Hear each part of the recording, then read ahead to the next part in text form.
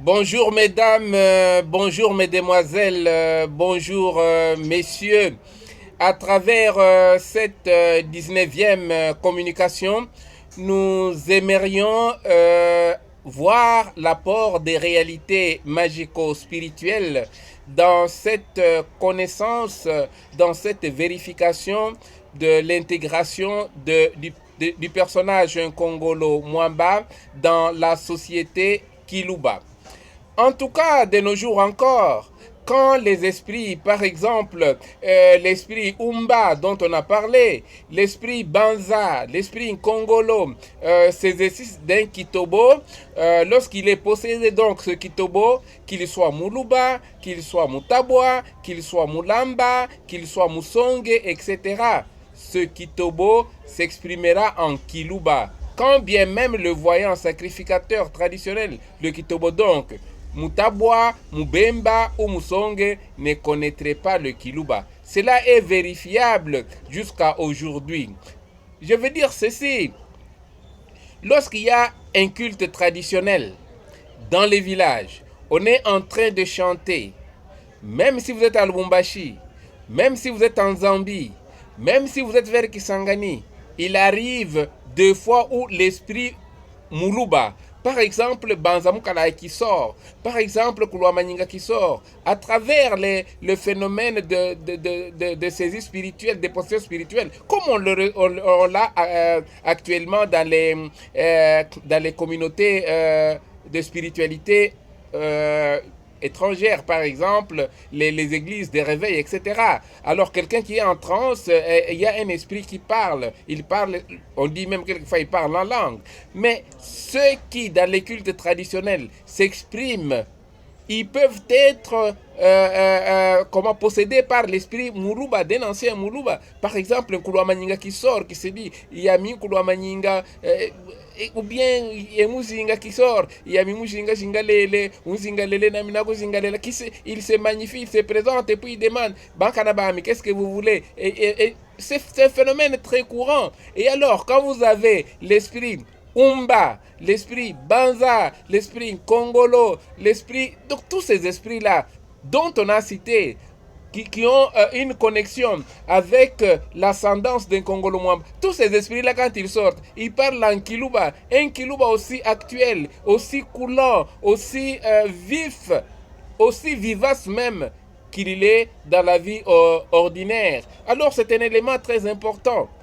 Lorsque l'esprit d'une personne qui a vécu bien longtemps sur cette terre, le Mukishi donc, possède un vivant, cette personne s'exprimera dans la langue qui fut celle de cet homme-là, de son vivant sous le soleil. Voilà qui fait que de nos jours, ceux qui dans certaines séances d'invocation sont possédés par les esprits parlent en des langues incompréhensibles. Il faut des interprètes. On dira que telle personne parle dans la langue des esprits. De toutes les façons, tous les esprits dont les noms sont énumérés si haut dans l'exercice de leurs fonctions spécifiques devant Dieu, ainsi que leurs sens sont absents de l'univers Kisonge et on les retrouve dans l'univers Kiluba. Et parce que eux-mêmes, quand ils se présentent, ils parlent en Kiluba. Clairement dit, lorsqu'il y a un culte de Bulumbwe, de Bulumbu chez les Basonge et que l'esprit Banza vienne ou l'esprit qui va au Pemba vienne se saisir d'un Musonge, le Musonge là, même s'il ne parle pas Kiluba, même s'il ne comprend pas le Kiluba, il va parler en Kiluba. D'ailleurs, ces phénomènes, il y en a même qui ont été étonnés. Il y a un pasteur qui était dans une église en dehors du continent, en Europe donc, et il y a quelqu'un qui sort là, qui se nomme Nkulamaninga dans l'église et qui s'exprime en Kilou. Et lui seul a compris qu'on parlait dans sa langue.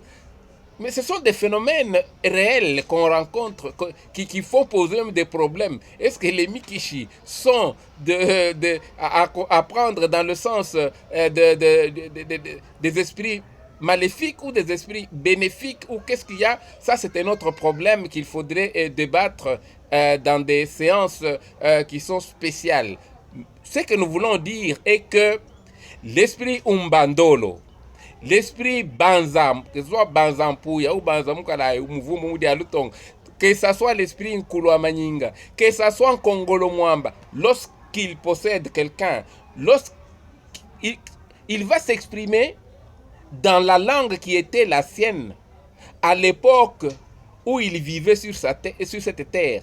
De son vivant sur la terre, il recourra à cette langue-là. Alors, on peut même imaginer, à supposer que c'était un Chinois, il parlerait en chinois. Mais si c'était un Japonais, il parlerait en japonais. Et qu'est-ce qu'on dirait? Eh bien, il a parlé dans un langage ou dans une langue des anges. Bon, nous mettons ça de côté. Nous voulons signifier qu'il y a un apport du langage magico-religieux ou d'un langage spirituel vérifiable sur terrain aujourd'hui, que ce soit chez les Basonge, que ce soit chez les Batabwa, que ce soit chez les Babemba, que ce soit chez les Balamba, que ce soit même chez les Wansenga en Tanzanie. Ça se voit, ça se vit. Au quotidien, ça se vit. Et c'est un argument pour dire que, donc, cet esprit Umba dont on parle, cet esprit Banza dont on parle, cet esprit-là était originellement un esprit du Buluba, un esprit qui parlait Kiluba, parce qu'il s'exprime en Kiluba. Il est chez les Kanyoko, mais il s'exprime en Kiluba. Il est même chez les Bamba, au niveau de... mais il s'exprime en Kiluba. Il ne veut pas parler dans la langue du milieu là. Non. Merci mes amis, merci mes frères. Nous pénétrons davantage le monde et la culture des Baluba à travers cette question d'un Congolo Mwamba, de ses ascendants, et de lui-même, de ses frères, de ses sœurs. Alors maintenant, nous allons voir, après cette 19e intervention, la 20e qui va suivre, nous allons voir les arguments anthroponymiques. Nous allons voir les noms des personnes qui sont citées là aussi, parmi ses frères, parmi ses sœurs, pour que nous puissions dire quelque chose sur la tribu d'un Congolo Mwamba. Merci bien, Lukanda Loi Malale.